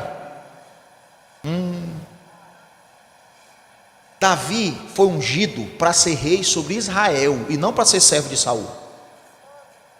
Sabe qual é o problema de muitos de nós, irmãos? Por agirmos na independência, queremos levantar pessoas para nos servir e não para servir o reino. Por isso só vai para onde eu digo, só vem se eu disser, só faz se eu mandar. Só que enquanto Davi teve dentro do palácio de Saul, você não lê na Bíblia nenhum salmo que foi escrito por Davi enquanto teve dentro do palácio de Saul. Sabe por quê? Porque dentro do palácio de Saul, Davi não tocava a harpa para adorar a Deus. Davi tocava a harpa para acalmar Saul. Davi era um sacerdote que estava a serviço de um homem. Irmãos, isso está acontecendo na igreja. Nós ocupamos o lugar de destaque, nós ocupamos o centro. E nós queremos que as coisas aconteçam para o nosso benefício. Você entende isso? Pastor, mas e aí? Eu fico esperando, e aí? O tempo de espera, irmãos, tem um prazo de validade. Permaneçam em Jerusalém. Até que. Poder chegou? Não, então o tempo de espera não acabou. Tem poder? Tem. Então vai. Porque a unção exige uma ação. Você entende isso, irmão? Agora, deixa eu te explicar uma coisa. Mateus capítulo 3, vamos lá, eu estou concluindo. Mateus capítulo 3, no verso 3, diz assim, ó, porque, deixa eu ver, porque é dele que o profeta Isaías disse, voz do que clama no deserto, preparai o caminho do Senhor e endireitai as suas veredas. Deixa eu te falar uma coisa aqui, irmão. A palavra esperar, lá em Lucas 24, que nós lemos, esperem na cidade, permaneçam na cidade. Essa palavra esperar, no grego, é kaxo. É a mesma palavra que aparece no versículo 3, quando ele diz que voz do que clama no deserto, preparai o caminho. Então, a palavra do grego lá em permanecer é a mesma palavra do grego em preparar. Sabe o que eu entendo com isso? Que esperar é a mesma coisa de se preparar. Então você não perde tempo quando espera. Você está sendo preparado. Você entende isso, irmãos? Você está sendo preparado enquanto você espera. Por isso agimos, irmãos, sem preparo, porque não temos paciência para esperar. Nós não podemos agir sem um poder, porque agir sem um poder é a mesma coisa de agir sem a presença. Por isso você vê Moisés dizendo assim, não vou. Vou nada. Se o Senhor não for, eu não vou. Deixa eu te falar uma coisa, irmãos.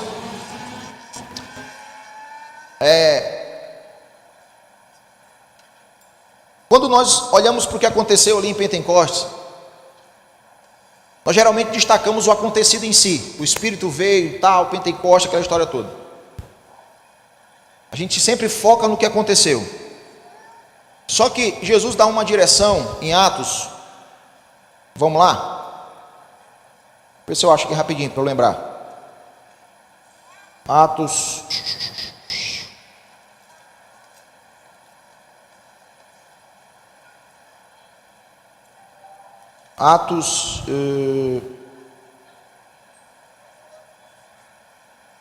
Capítulo 1. Atos capítulo 1. Verso 4. Aí, enquanto participava de uma refeição com eles, ordenou-lhes que não se ausentassem de Jerusalém, mas que esperassem a promessa do Pai, a qual disse ele, de mim ouviste. Presta atenção, nós focamos no derramar, e de fato é o ponto central. Só que presta atenção,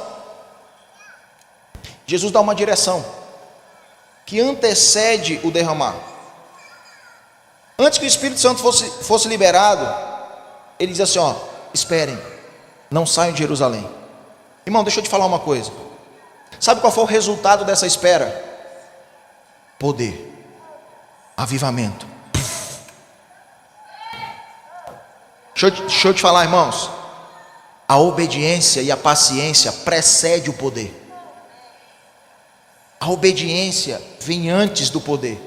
Você sabe o que foi o Pentecostes, irmãos? O derramar do Espírito ali em Pentecostes foi a recompensa para aqueles que permaneceram firmes na obediência daquilo que Jesus falou. Permaneçam, o poder virá novamente. Permaneçam e o poder virá novamente. Mas para a gente terminar agora de verdade, não, é a segunda vez que eu falo, na terceira a gente termina. Sabe por que nós não temos paciência para esperar? Porque nós queremos o protagonismo, irmãos. Queremos que o nosso nome apareça. Todos nós aqui conhecemos a história de Marta e Maria. Mas sabe o que eu acho massa? É que quando a Bíblia diz que Marta estava fazendo muita coisa, Maria quedava-se aos pés de Jesus. O verbo quedar significa demorar. A presença de Deus não é um lugar por onde você passa. A presença de Deus é um lugar onde você vive. Eu vou orar rapidamente aqui não, amigo. Demore lá. Moisés, suba para o monte e fique lá. 7 dias depois, irmãos, Moisés já deveria ter dito assim: rapaz, o que eu estou fazendo aqui, gente? Meu Deus do céu, 7 dias aqui esperando, nada acontece. Não, senhor, eu acho que eu estou ficando doido, não ouvi Deus não, meu Deus do céu. E de repente, Moisés, se ele não espera, ele não ouve. O problema, irmãos, é que nós temos pressa. Sabe, nós queremos a presença só para alcançar a mensagem do culto de domingo. Nós queremos a presença só para pegar a próxima canção que vai bombar na internet. A gente não demora na presença. A gente não espera até que. A gente espera até que tenhamos paciência. Quando perde a paciência, a gente sai da presença.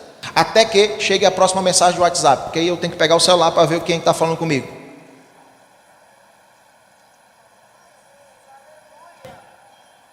Deixa eu te falar uma coisa. Acabou o tempo de agirmos por impulso. Chegou o tempo de agirmos por amor. Deus falou assim: Abraão, me entrega Isaac. Anda 3 dias. Seria muito mais fácil, irmão, no meio de um culto desse aqui, Deus falasse assim: pega teu carro e dá para o irmão. Aí você vai lá e... No outro dia, você dormiu, aquietou, você acorda e fala assim: que loucura que eu fiz, gente. Meu Deus do céu, eu estou pagando o carro ainda. Deus falou assim: ei, eu quero Isaac, mas calma. Não é por impulso não. Anda 3 dias. Sabe o que significa isso? 3 dias é um tempo suficiente para as emoções se acalmarem dentro de você. Você passar 3 dias olhando para o teu filho dizendo assim: rapaz, eu vou matar esse menino, cara. Meu Deus do céu. 3 dias depois, cara. Não foi por impulso, irmão. A maioria das coisas que a gente fala que dá para Deus é porque nós estamos empolgados com a reunião, que está sendo uma benção. Quero ver quando você sair daqui, queridão. Hoje é sábado, eu quero ver quinta-feira na sua casa. Se você ainda vai continuar chorando como você chorou aqui ontem à noite. Aí é que está. Amém, irmãos. É por amor.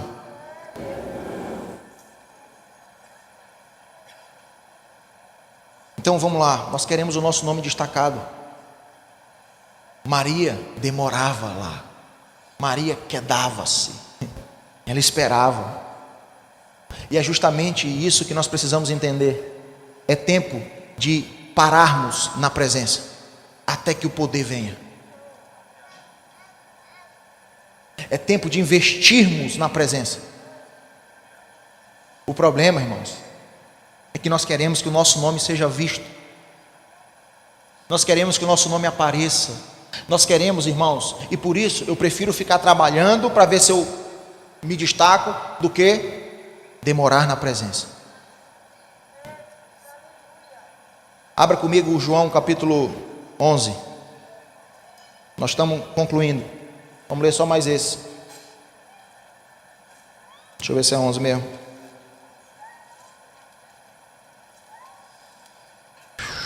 Ah, Jesus, vem aqui, Senhor.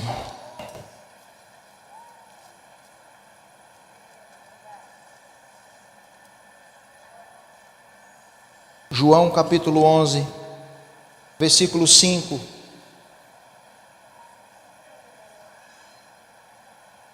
Olha o que diz ali, ó. Jesus amava Marta, a irmã dela e Lázaro. Ei, quem é a irmã de Marta? Hã? Sabe por que a gente não quer demorar nos pés de Jesus? Porque senão o nosso nome não aparece, irmão.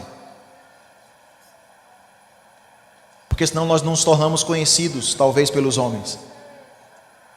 Por que ele não falou assim? Ele amava Marta, Maria e Lázaro. Você lembra do que eu falei? Que a mensagem é mais importante do que o nome do mensageiro? Cara, deixa eu te falar uma coisa.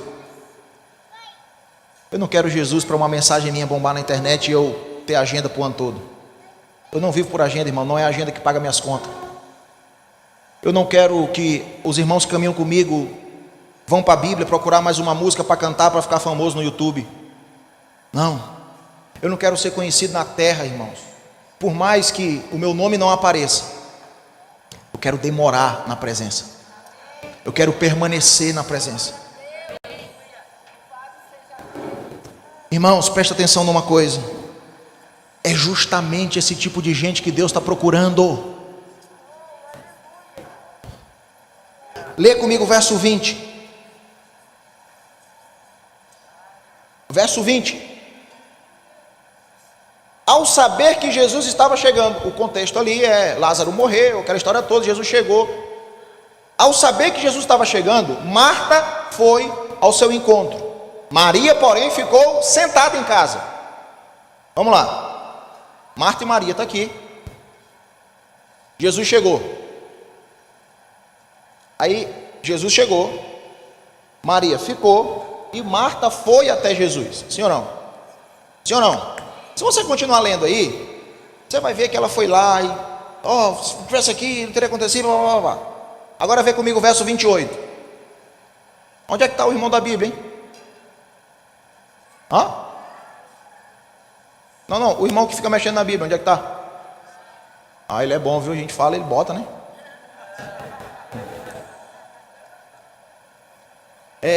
Aqui se o cara errar a Bíblia, ele está ferrado, né? Porque... Então vamos lá. Relembra. Maria ficou em casa. Marta foi até Jesus. Sim ou não? Então quem está buscando quem aqui? Marta está procurando Jesus. Dito isso, ela foi lá, falou. Dito isso, ela se retirou, chamando sua irmã Maria em particular, disse-lhe, presta atenção. Falou, Jesus ficou, ela saiu. Foi até Maria e disse assim: Maria, eu estou buscando o mestre. O mestre está aqui, mas ele te chama. Não, se é para aplaudir, aplaude direito, irmão.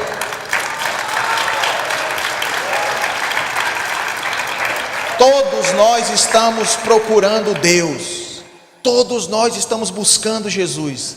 Mas Jesus está buscando aqueles que estão permanecendo em sua presença. Você sabe por quê? Você sabe por quê? João capítulo 13.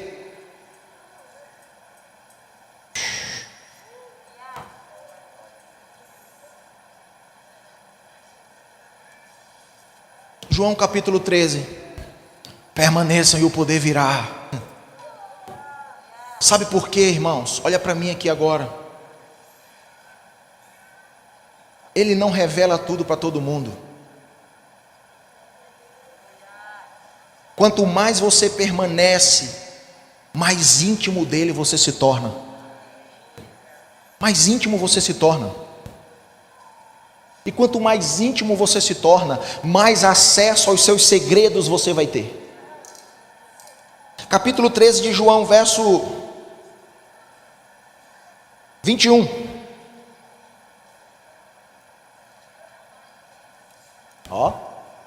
Falhou. Amém? Vamos ler aqui? Falhou nada. Verso 21. Havendo falado essas coisas, Jesus perturbou-se em seu espírito e declarou: em verdade vos digo, que um de vocês me trairá. Passa. Então os discípulos se entreolharam, sem saber de quem ele falava. Perto de Jesus estava sentado um de seus discípulos, aquele a quem Jesus amava. Segura. Algumas versões dizem que aquele a quem Jesus amava estava com a sua cabeça reclinada no seu peito. Passa. Então Simão Pedro fez-lhe um sinal, pedindo, pergunta-lhes de quem ele está falando. Esse discípulo, inclinando-se para Jesus, perguntou-lhe: Senhor, quem é? Jesus respondeu: é aquele a quem eu der um pedaço de pão molhado. E tendo molhado o pedaço de pão, deu a Judas, filho de Simão Iscariotes. Deixa eu te explicar isso aqui. Imagina comigo, nós estamos em uma reunião. Aí eu quero destacar algumas coisas. Primeiro, Quem está contando essa história? João. Nessa reunião, Jesus fala assim: gente, é o seguinte, tem alguém aqui no nosso meio que vai me trair. Imagina o clima. E aí um começou a olhar para o outro. Ixi, meu irmão, quem será? Aí João diz que um discípulo que Jesus amava estava com a sua cabeça reclinada no seu. Me ajuda aqui, pastor. Vamos fazer o teatrinho. Quem está contando a história? O que vocês achariam de mim se eu chegasse aqui agora e dissesse assim: gente, eu sou o discípulo que Jesus ama? Sai daí, doidinho, ó, só quer ser o boi, não é? Como é que você sabe que você é o discípulo que Jesus ama? Porque eu estou ouvindo seu coração. Eu sei o que passa dentro do coração dele. Irmãos, aí a Bíblia diz que Pedro, preste atenção numa coisa, Pedro, depois que Jesus fala isso, Pedro faz um sinal. Se você olhar na sua Bíblia aí, a Bíblia diz que ele faz meio que um sinal para João. Nós estamos falando de Pedro, o intrépido Pedro, aquele cara que quando Jesus falou assim: vou para Jerusalém, não faça isso contigo mesmo, Jesus, está doido? Aquele cara ousado que falou assim: se tu mandar eu ir, eu ando sobre as águas. Esse cara ousado, a Bíblia diz que ele não teve coragem de levantar a voz e falar assim: Jesus, quem é? Não, ele perguntou para quem? Perguntou para João. A Bíblia diz que ele fez um sinal. Ó, Simão Pedro fez-lhe sinal. Sabe o que significa isso? O corajoso Pedro, naquele ambiente, não teve coragem de perguntar para Jesus. Ele fez assim, ó: Simão, João, pergunta para ele quem é. Quem é? Sabe por que ele falou com João e não falou com Jesus? Porque, irmãos, ele sabia quem estava encostado no peito de Jesus. Aí a Bíblia diz assim, ó, que João, nem um pouco preocupado, olha para Jesus e fala assim, ó: quem é? Aí Jesus fala assim, ó: é aquele para quem eu der um pedaço de pão. Para quem Jesus falou isso? Ele falou para todo mundo? Se ele falasse para todo mundo, irmão, na hora que ele fosse dar um pedaço de pão molhado para Judas, Judas fazia assim, ó. Sabe para quem que ele revelou o segredo? Vou te contar. Fala para ninguém não. Sabe por quê? Porque tem coisas que eu só revelo para quem está com a cabeça reclinada no meu peito. Obrigado.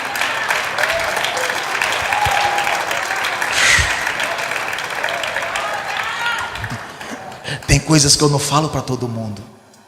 Vou falar para você. Como que pode? Como que esses caras conseguem ver isso na Bíblia?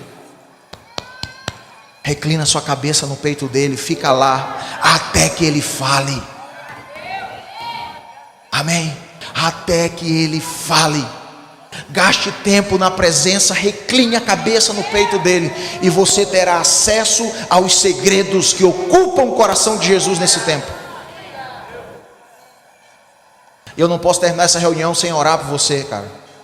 Eu não posso terminar essa reunião sem dar para você a oportunidade de fazer um compromisso com o Senhor,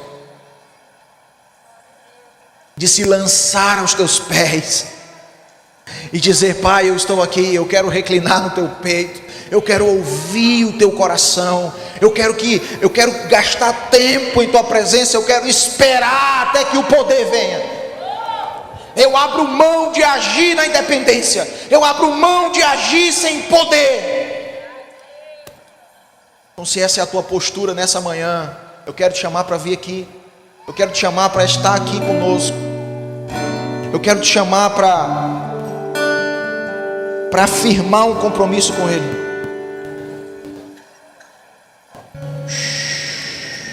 Ei, Jesus, ei, Jesus. Deus está levantando um povo no Brasil novamente. Deus está levantando um povo no Brasil novamente. Ei, Jesus. Ei, Jesus.